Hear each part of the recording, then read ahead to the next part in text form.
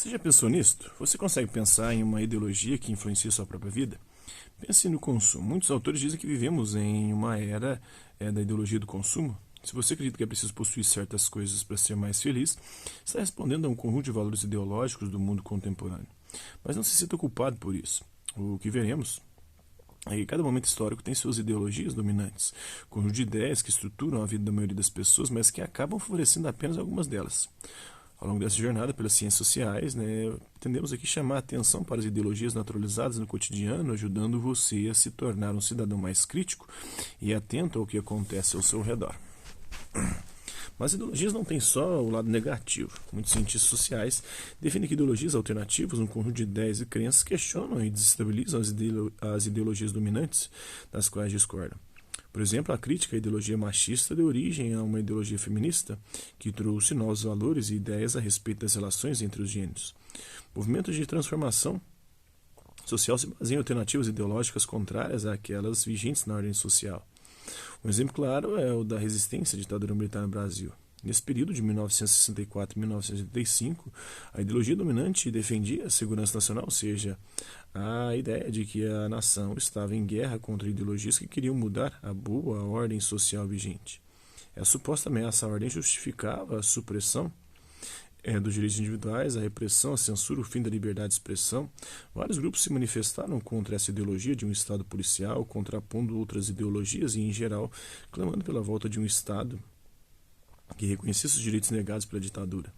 Esses grupos defenderam ideologias que consideravam melhores e mais justas que a ideologia da ditadura. Muitos chegaram a defender a luta armada como a única forma de resistência, enquanto outros defendiam mudanças sem recorrer à luta armada, à violência. Então, embora seja uma enorme simplificação das características de um período histórico extremamente complexo, podemos perceber quão importante é desenvolver um pensamento crítico que permita questionar e avaliar a melhor opinião, ideia ou argumento. Até mesmo esses que você está vendo aqui agora, nada deve escapar a um pensamento realmente crítico.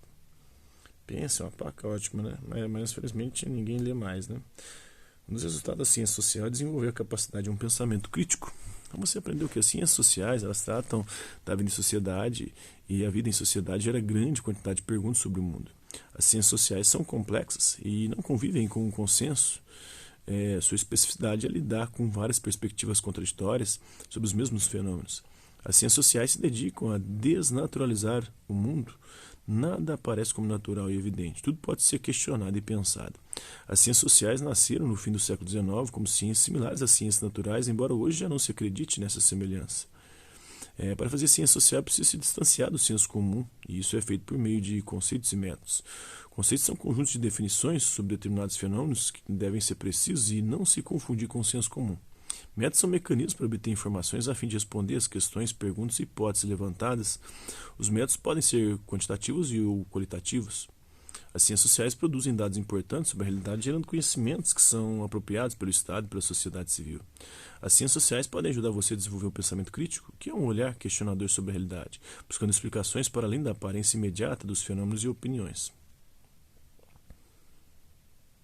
A sociedade é objeto das ciências sociais, como vimos aí na vida em sociedade. É isso aí.